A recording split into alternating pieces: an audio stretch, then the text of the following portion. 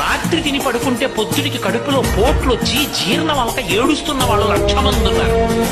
తిన్నది గుండ్రాయి అయినా సరే తెల్లారేటప్పటికి జీర్ణం అయిపోతోంది, సంతోషించు.